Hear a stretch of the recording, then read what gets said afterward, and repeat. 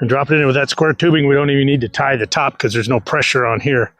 But I'm going to add 2 more pieces of steel or wood or something right here to help keep these wires from getting tangled like I struggle with over there. All right, so that's done. Didn't take too long. Knew it wasn't going to be too difficult. I knew the dimensions in my head already from putting the brackets on the wall over there.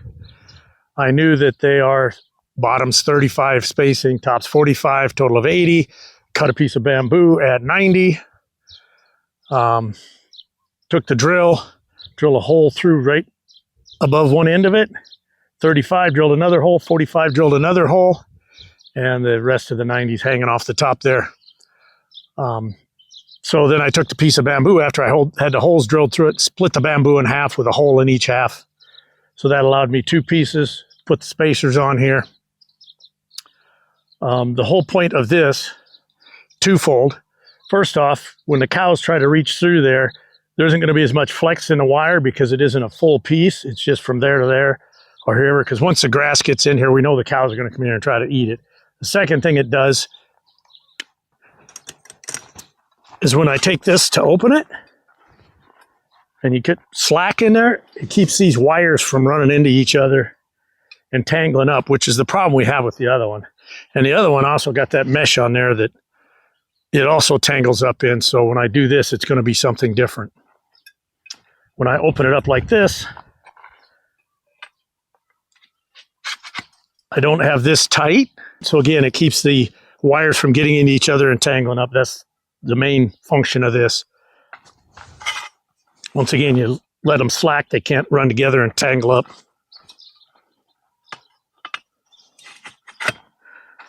I also didn't mention in one of my earlier videos, I put a little stop on the end of here so that when I put it in these,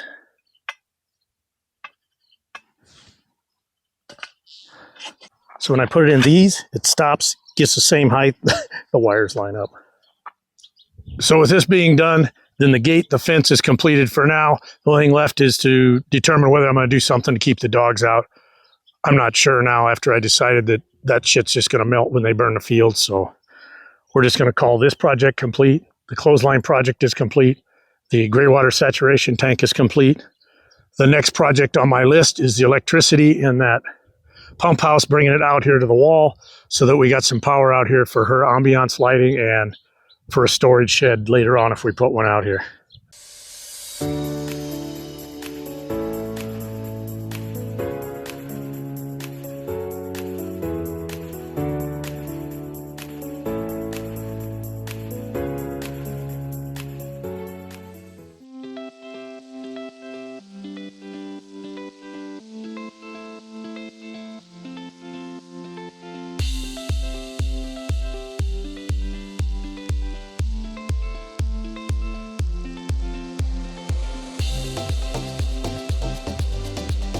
All right, so that took about an hour. That's my Wednesday watering routine.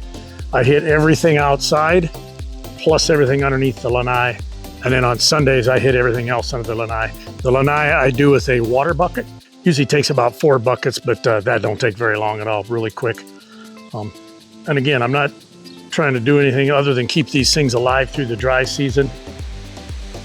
I predicted over a month ago now that December 13th, we had a light shower, and I predicted that would be the last one. Haven't seen a drop of rain since December 13th, and it is now late January. Good thing is the last couple of days, the wind has finally died down. For most of January, it just blew like a freaking hurricane every day. But I'll also say the last 2 days, it's been overcast, which is why I made this video today, because I can set the camera out in the sun and not worry about it overheating. Not that I've had problems with these Insta360s, but they do get pretty warm. So, talked to Sunpit today about the posts. She does want those cut off, so I'm going to add that to my project list. But the priority, as I've said before, is going to be digging that hole out there before it gets too hot. So that's the next project, is digging the hole. Not going to do that today because it's already late afternoon. Tomorrow morning I plan on starting to dig. I still got the clamshell digger, so I'm going to use that. All right, on to more interesting stuff. So the next project I was going to work on is getting electrical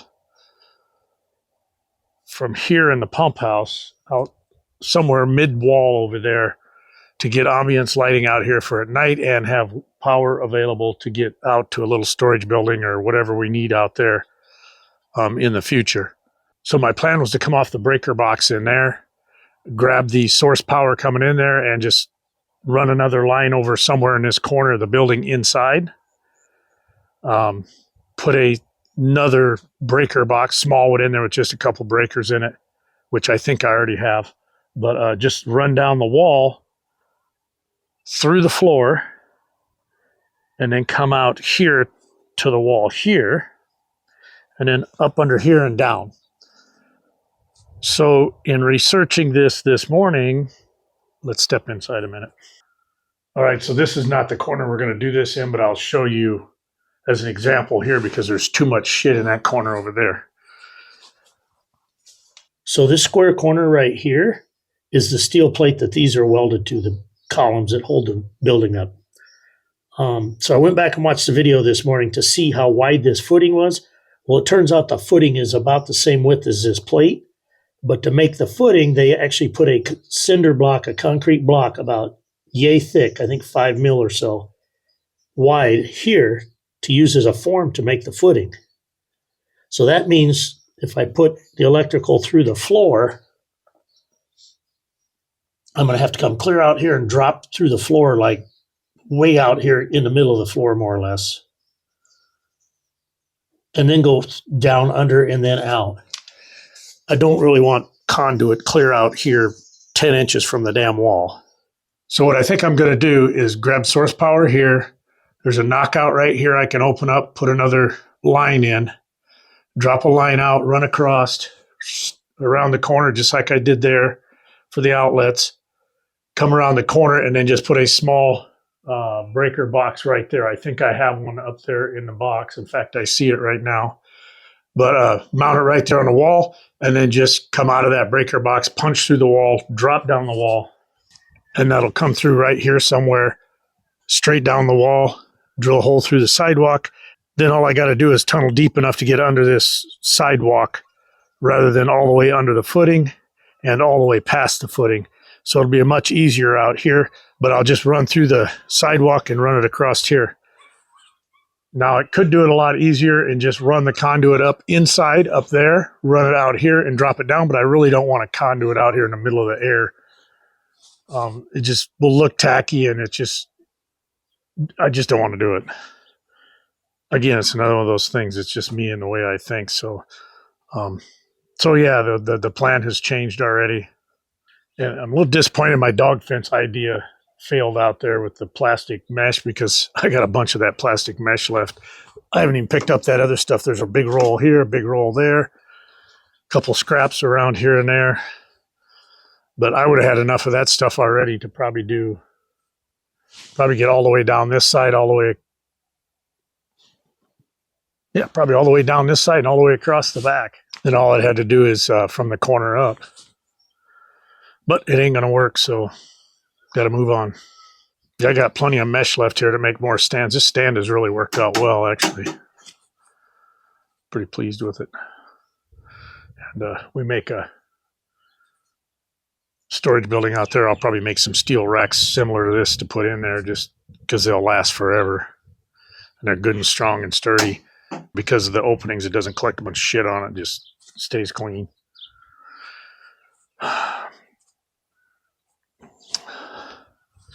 So with that said, I'm going to open up that electrical box in there, see what I'm going to need to get out of there, get out here. I do have some conduit left. I seen some yesterday somewhere. I'll have to dig through. I don't know how much I got. I know I got a couple pieces. There's one back under there. There's one there. I don't know how that one looks. No, it's not that long. There's one there. But I have to get a list of supplies that I'm going to need. Actually, this conduit isn't going to work. I need to go quite a bit larger than that because I'm actually going to make it big enough that I can add wires for a pump later if I want to or need to. So I'm going to have to go with a fairly large conduit through the wall and down. If I need to power pumps out there, I need to get the conduit in right now when I do it. And I'm going to see if they got gray and not white. I don't want white out here. So with that, let me get in there and see if I can mind boggle that thing for a minute. As you can see, I've made no progress on this. I think I mentioned in the video yesterday that I'd have to put the conduit too far out away from the wall to get through the floor beyond the footing. I didn't want to do that. So honestly, I just kind of thought about it a minute and I just said, I'm just going to step back for a second and give this some thought, because I was going to put that small distribution box in there. And I thought, well, then I'm going to have to run a large set of wires out here to have them available for pumps, plus 2 sets of small wires all the way over there, one for the lights and one for the potential power to a storage shed. So I just kind of put everything on hold a minute. After thinking through it now, I think what I'm going to do is just, when I jump off the existing breaker box in there, distribution panel, whatever you want to call it, I'm just going to bring that line, instead of bringing it to a distribution box inside here, I'm just going to bring that one set of line all the way out to the corner. Then I'll buy a weather box out there and put that small distribution box right out on the outside that wall. That way I'm not pulling wires, 3 sets of wires all the way out there. I'll just put that box out there, and then as I need more feed, I will just pull it out of that box to either go to pumps or go to outlets or go to whatever I need out there. So I haven't done anything with this, as I said. And it's supposed to be hot today and tomorrow, and then it's supposed to cool off again. So I think I'm just going to put this on hold a minute. Once again, I was questioned about the post sticking up. So I took that as a hint to get them out of there. So I think what I'm going to do the next couple of days is, probably when it's like evening, morning, like we normally do when it's hot out, just come out here, dig down around those posts, and then drag the wire out here in that little grinder with the masonry blade, score them, knock them off, and then bury them. It isn't going to be hard to do. It's just a matter of taking the time and the effort to dig down around them. And the shit's all loose because it just went in there, so it's not going to be too bad to dig. And I only got to go down about yay far, or however I think. And then I think I'm going to take where'd that post? The support post or leaner that I had over here. Well, the bottom end of it was buried in the dirt. So when I went to pull it out of there, it snapped off the top half meter of it or so.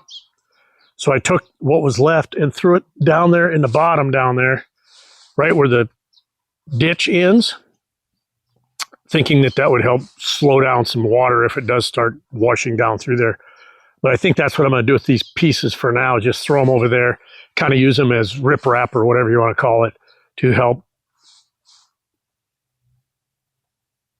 eliminate erosion. These guys are digging dirt off over here now. I don't know if they're digging that pond out.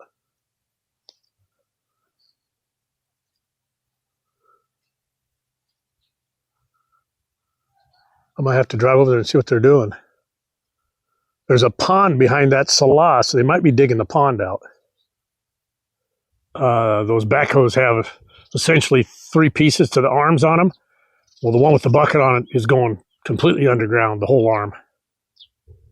Or below ground level. So they're either digging a new pond or adding on to the one that's there. I don't know. We'll walk over there and see later. I was going to drive down there and show you this, but I probably won't now. I'll just tell you.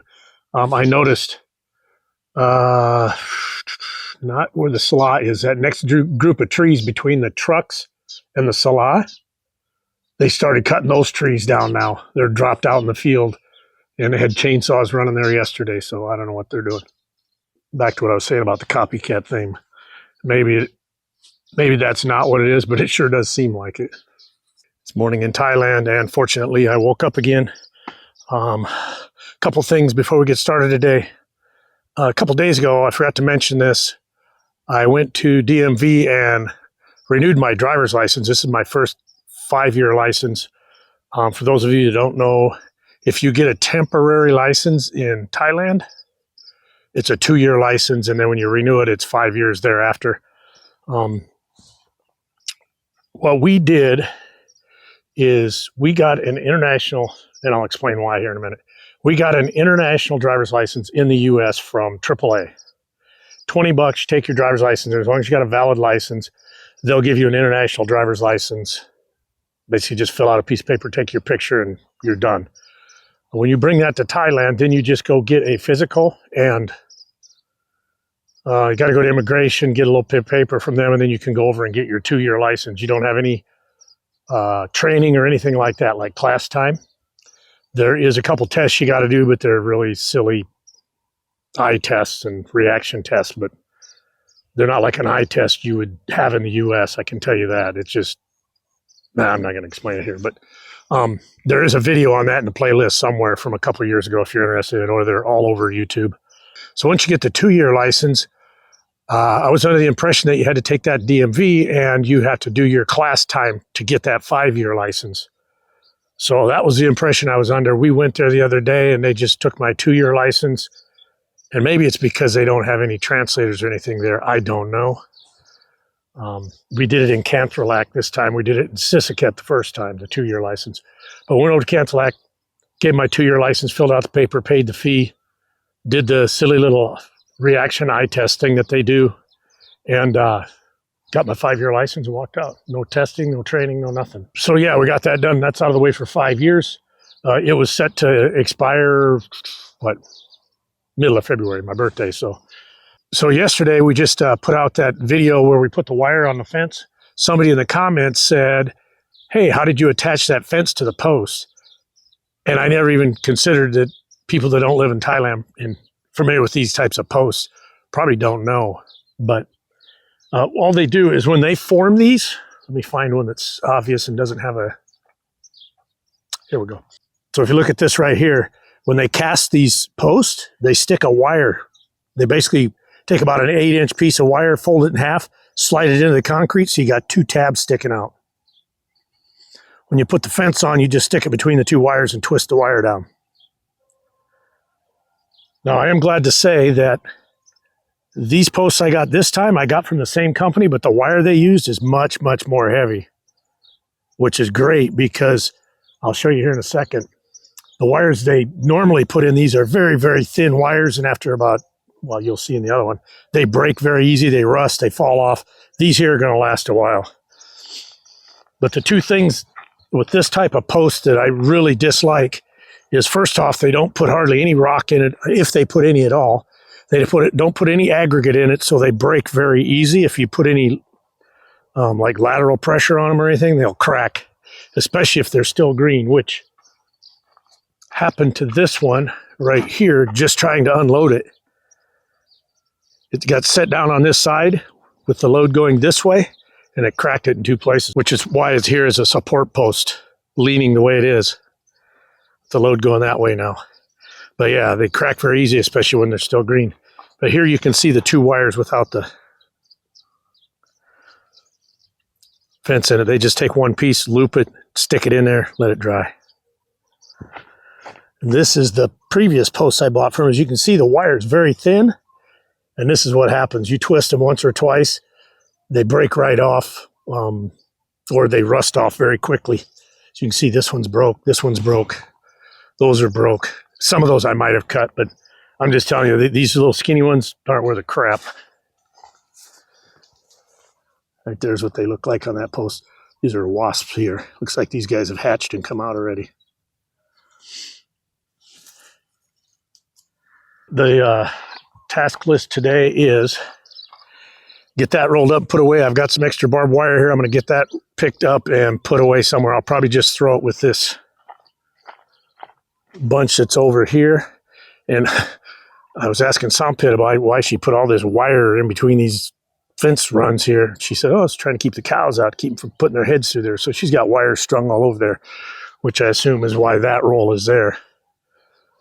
But I'll probably try to get all that shit picked up too. And the big one, this morning, I'm going to get dug down around these posts. Depending on the temperature outside, we'll get these scored with the grinder and then get them broke off and get them out of there so we can bury them. I don't know what she did digging a hole here. That's fresh. It's still wet there. She told me something about planting a banana up there, but Shouldn't say about here. I don't care about out here.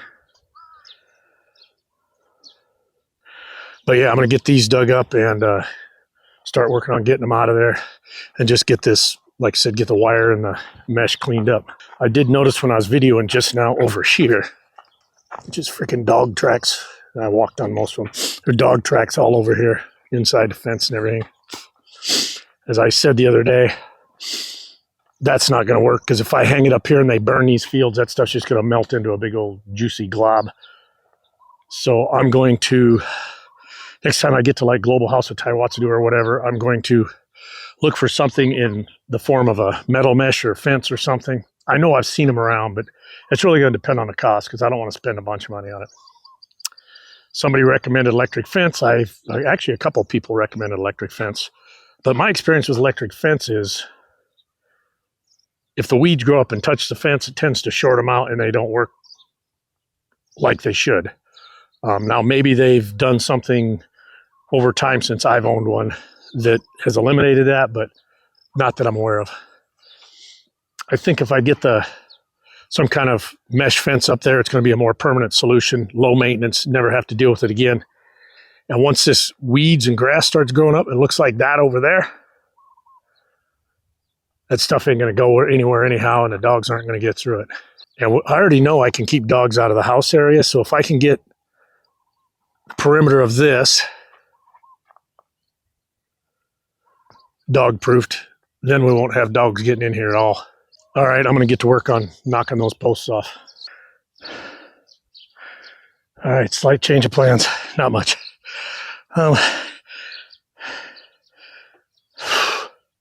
First thing I did, change my shoes, get my work slippers on, whatever you call these things. Very good shoes. Got them in the U.S. Good for trekking. In fact, that's what I usually refer to these as, or my trekking shoes, waterproof, mountains, whatever. They're good. But here nor there, I've decided I'm not going to take the time to get the grinder out here and score these because, as I just mentioned earlier in the previous clip, these things snap off pretty easy. I've got 5 posts here. I'll show you kind of the process in stages real quick. Pre-work. I dig down on 2 sides of the post. Reason is if the dirt's up here, this post is probably going to snap right here or here. I wanted it a little deeper than that. So if you dig down both sides, it moves that shear point down to where there's resistance on the back. Also, I needed to get down to this 3rd wire because I want to get that away from the pole so that it will break further down. If I leave that on there, then it may still break up here. I don't want that. But so here, we take the wire off. I have cut the tie already.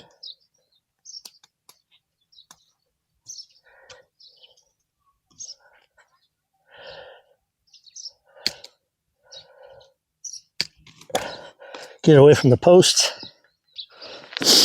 And I just take this with my foot. And it snapped off down there. Now there are steel wires inside of these for reinforcement. If you just wiggle them back and forth.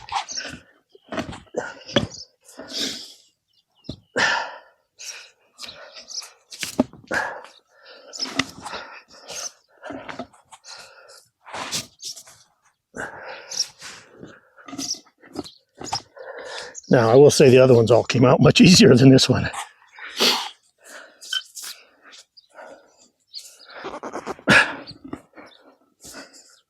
Wow. The other ones, once, twice, 3, and they came right out. So I'll dig down here a little bit with my hand, nip it off, and it'll come right out. Normally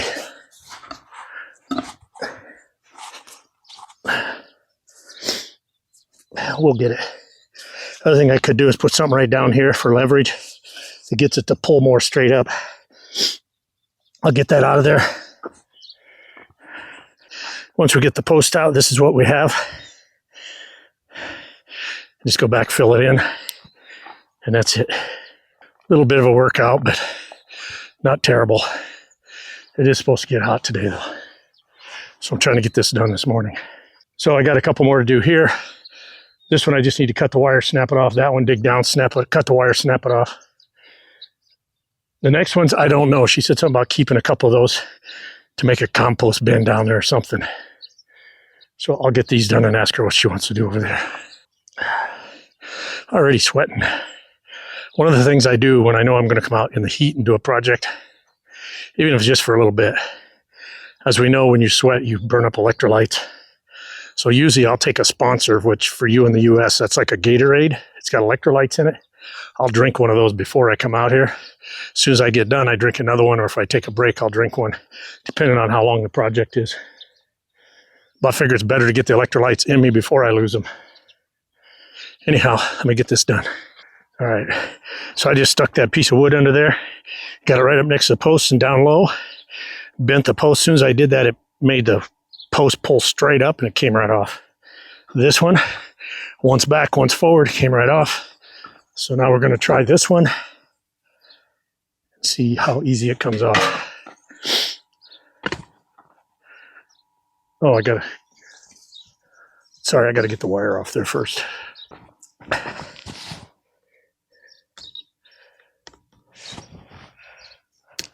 Cut the wrap wire.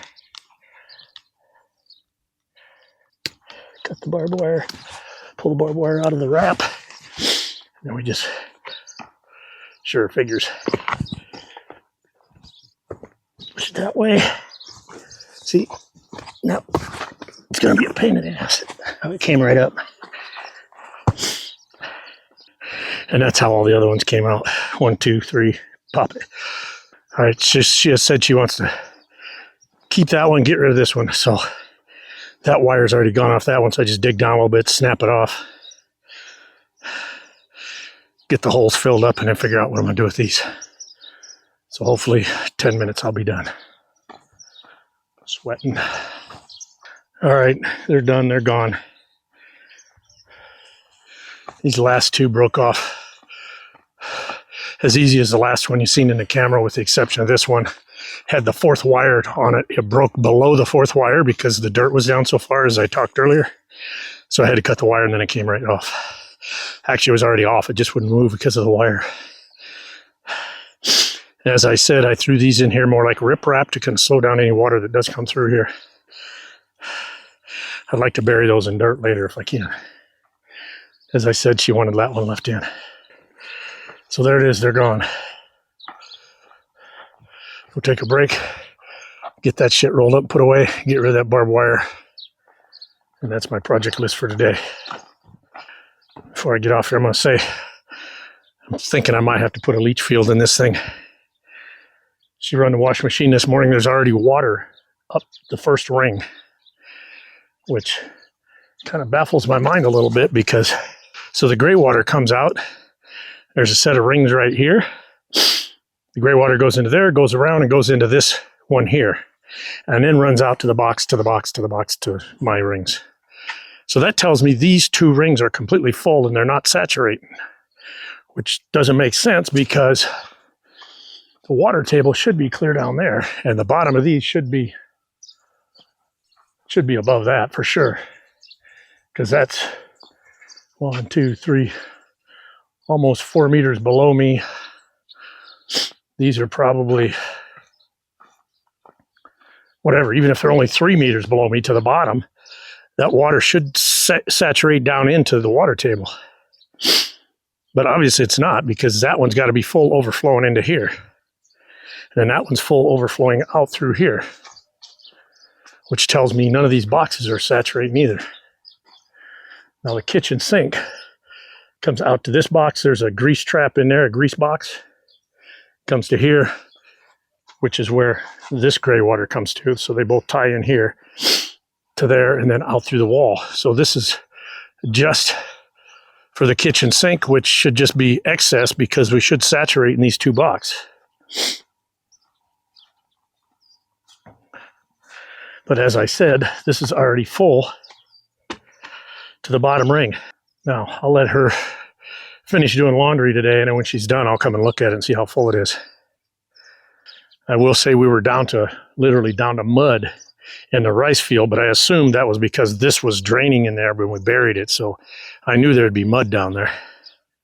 If it fills up and starts literally coming out of here, because it'll come out of here before it comes there because the top of this is lower than those boxes, it will overflow out of here. If it does that, then we'll have to look at knocking a hole in here and putting a leach field either out here or across here. My inclination is to do it here, keep it away from that wall. Not hard to do, just a lot of digging again. So all we'd have to do is dig a trench. Like I said the other day, as long as the bottom of this leach pipe is lower than the bottom of that one, then I would suggest if you're going to do it, at least a half pipe lower, if not a full pipe. That allows this to drain into here and then drain out of here. You don't want them at the same level, in my opinion. Drop this at 1 centimeter per meter, which is very close to our 1/4 inch per foot in the US. Drop it 1 centimeter per meter for every meter you have on the pipe. And if you put 3 pipes in, that's 12 meters. So you want to drop 12 centimeters from here to the end. But if we have to do that, that'll be a whole nother project. I hope we don't have to do that. But if we do, now's the time to do it when there's no grass and trees and shit here. Time for a second sponsor.